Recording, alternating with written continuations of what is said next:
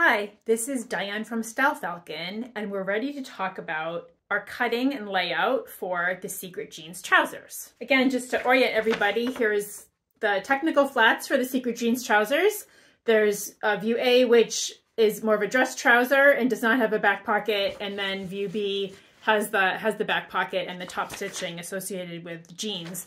So if you want to make a mock pair of jeans. Here's the inventory of all the pattern pieces that we're going to talk about. They're pretty self-explanatory. There's obviously a front and a back, and then there are 4 pocket facing pieces, and 2 of them we're going to cut out of the regular fabric, and 2 of them we're going to cut out of a lining fabric for the pocket bag itself. And then we just have a waistband, and then there's the optional back pocket. In your instruction booklet, there will be some sample layouts to follow. These are going to vary a little bit depending on how wide your fabric is and the size you're cutting out.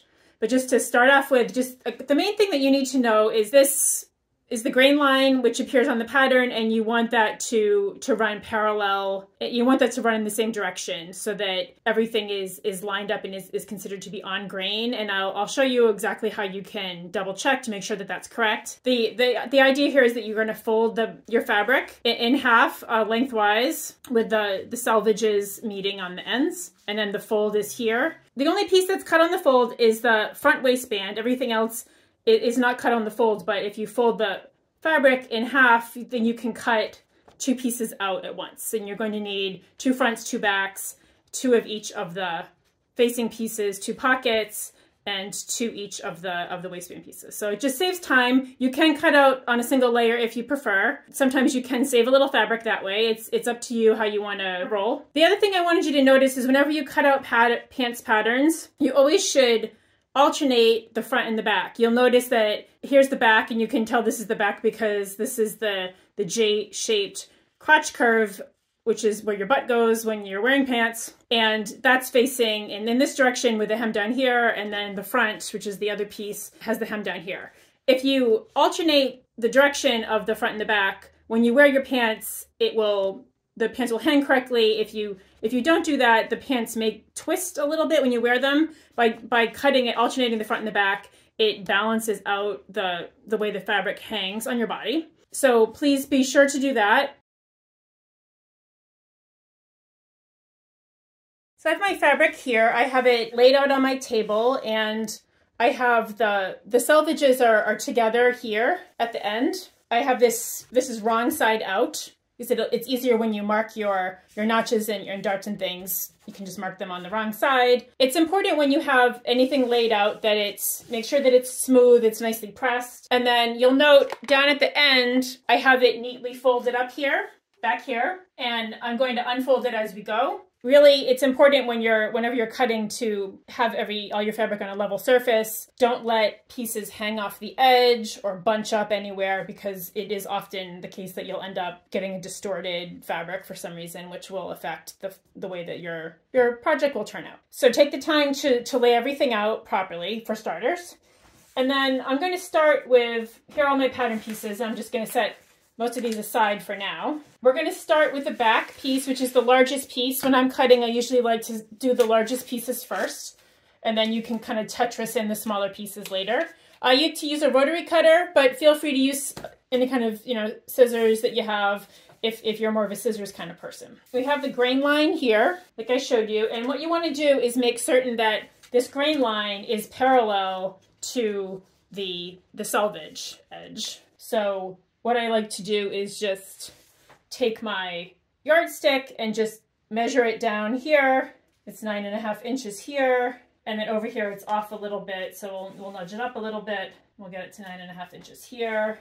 And you don't want to use the selvage, this tightly woven edge bit here, because it is woven more tightly than the rest of the fabric. In this case, it's denim, and it will draw up and shrink in a different way than the regular fabric that you're making your garment out of. So I'm going to just set this all up, and then I'll show you how I cut it out.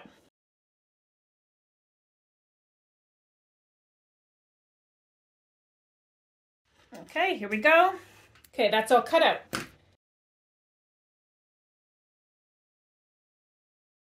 The next thing to do is to mark your notches.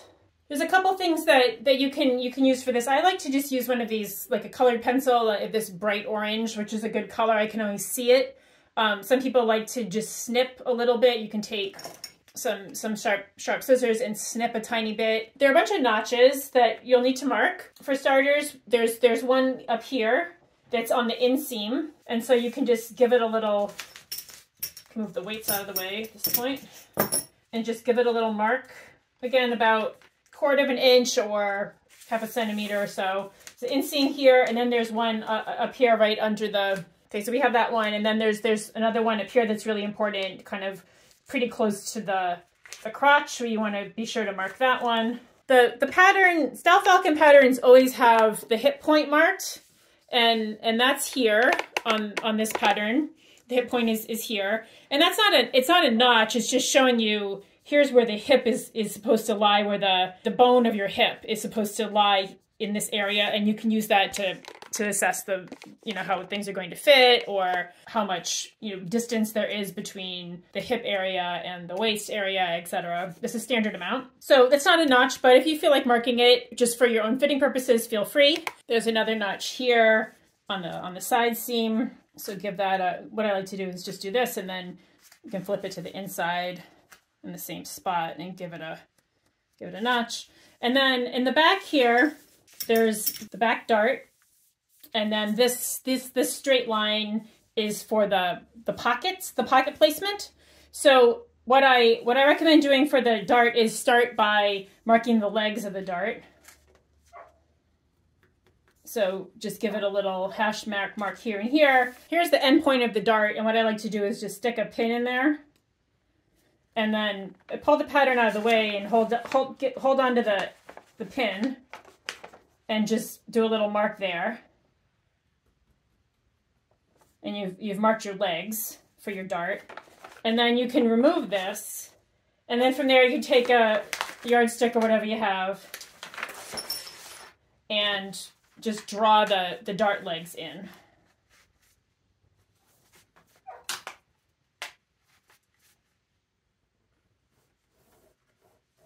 So that you'll have no trouble following that later. And then you'll need to do that on the other piece also, of course. View B, which has the back pocket, you'll see here's the dart that we just marked, and then here are the pocket lines. These lines are just kind of a suggestion, really. I usually, when I'm doing a back pocket, I like to just make the pockets and base them in place, and then see if I like the placement of them. I think these are in a good spot. They're in a kind of a standard spot, but you may prefer that your pocket's a little lower, a little higher, or whatever. So I will use chalk for this, just because this is a temporary line, to just make a line, and this has to be on the right side, because the pockets are going to go on the right side, obviously. So I'll just take and make a line for the pocket, and we'll just leave that for now. I'm going to take the piece back here. Just lay them together. And then what I like to do is just pin the pattern piece to the pieces that you cut out, just so everything is all in one place. And then again, just be a little gentle with it. Pick it up and lay it someplace flat where it can wait for its turn before the sewing machine.